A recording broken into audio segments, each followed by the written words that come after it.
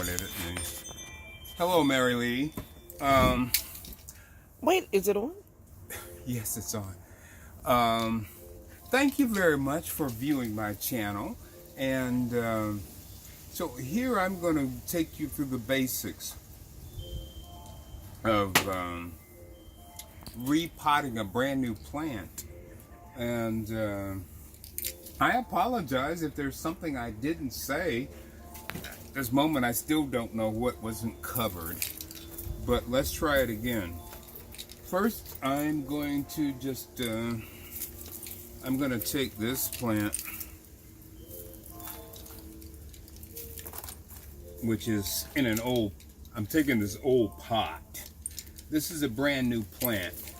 And I hope you realize that since you may be a novitiate gardener, that it doesn't matter what plant it is, but that more importantly, oops, forgot my glasses.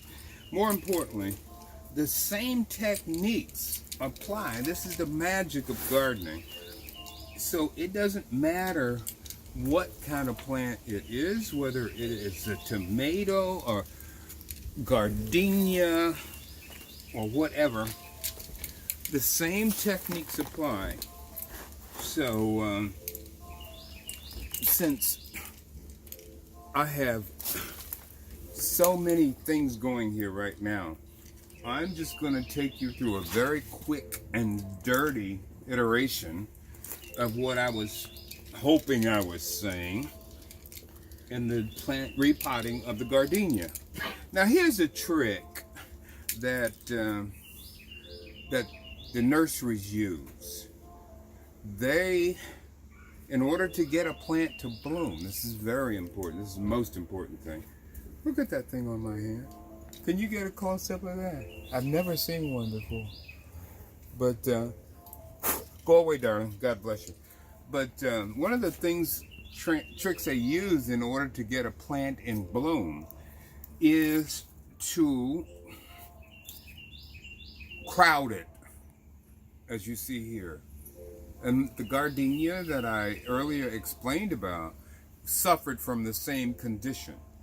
I am a minimalist as far as gardeners. I'm the unmastered gardener, as I've described myself. So I don't know anything. I do all of these videos on YouTube and other places to learn, not to teach.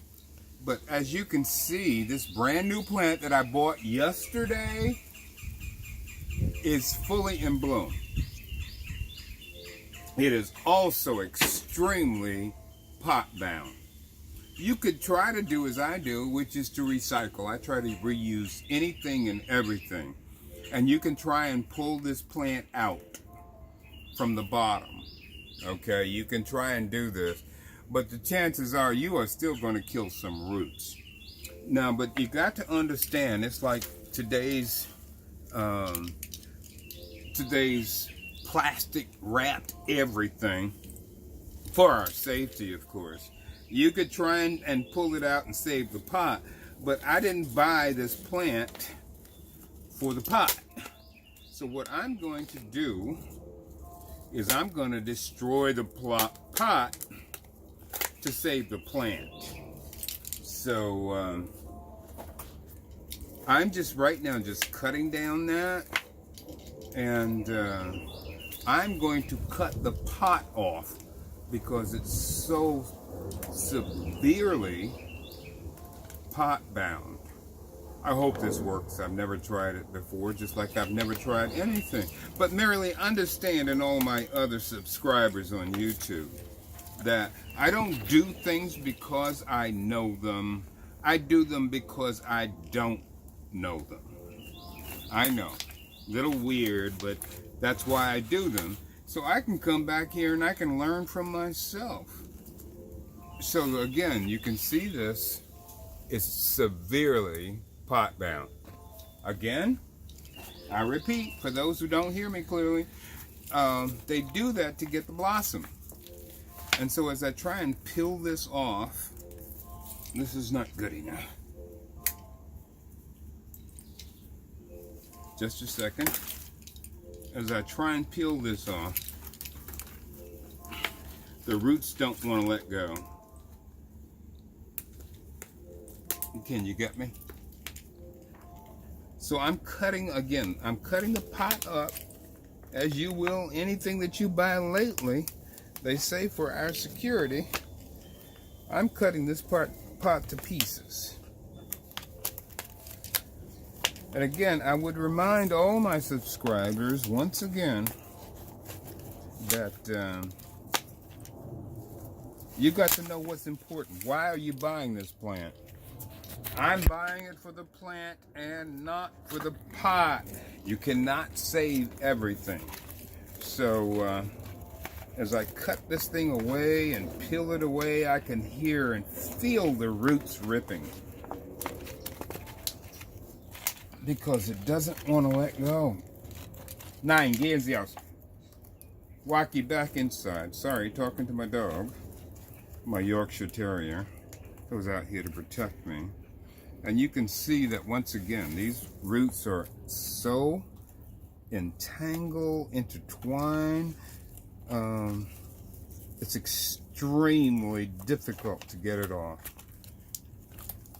They have become one, the pot and the roots. So again, MaryLee, I don't know what it is I didn't cover in one of those gardenia videos, but this is a tricky thing, and ultimately you are going to have to sacrifice some roots in this whole process. You can't save every one unless you've got forever to try. You see how that's gotten all intertwined and messed up? So being blind, I'm sort of like a net mender, trying to get, not everything, because that's not going to happen. I'm trying to get as much as I can of that root system. You see what's there. See how much I had to sacrifice. Okay. Without that root, oh well, it's gone, thrown away. Now I have to disentangle. Is that even a word, MaryLee? I have to try and, close up please. I have to try and disengage as many of these roots as I can without doing any harm. Sometimes this is best done in a prayerful state where you just sit there and feel, and you tug a little bit, but you want to be as gentle as you can because you don't want to kill your plant. And as you can see, this plant was already dying this morning by the time I got it home. So I had to use some duct tape type Gorilla Tape to make it straight. I did that simply because I want that blossom still there. Otherwise I would have cut it off. But I wanted that blossom still there because my hummingbirds have arrived and they are very, very hungry. So I'm going into detail, MaryLee, so that you and anybody else is confused, like me, truly can get an idea of what we're doing here. So I've scripted my neighbor, who had many other things to do, to come here and give me a hand because I can't do this by myself, and certainly not in any reasonable time frame. But the whole process is very painful for me, but that's okay. That's what we sacrifice for people like yourself who don't know, like I don't know. Again, I call myself and refer to myself as the unmastered gardener.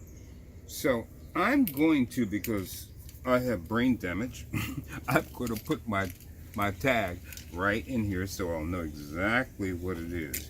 I've dug out, as you have seen, I've already dug out a hole. This is just an old pot. I suggest you use a new pot with fresh soil, all right? And if you're going to use an old pot like this, clean it out thoroughly. But again, I still, even as I'm sort of mindlessly talking, still trying to loosen up these roots, which are so entangled. So then I put it inside this pot. And now I will backfill, which is to put soil all around it. Again, I don't know the extent of what you know, what you don't, because I don't know what I know either. So I'm gonna backfill that as thoroughly as possible.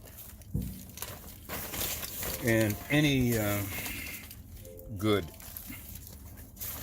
potting soil type thing will do.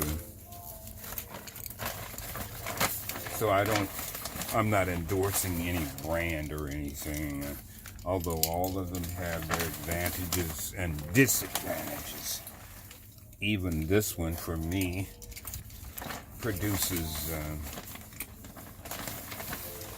weed seeds. And it's a premium soil mix. But I'm willing to make the sacrifice to get what I want. So, I think, MaryLee, this may have answered your question, but if it has not, please correspond with me, and either I or some of my subscribers will perhaps help you more than I've been able to. Okay, so there's the plant.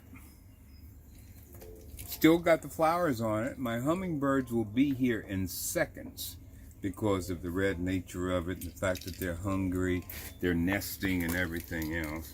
So, MaryLee, there it is. It's been an absolute pleasure. Thank you for subscribing to my channel. So long now. Peace, love, and blessings. The red button.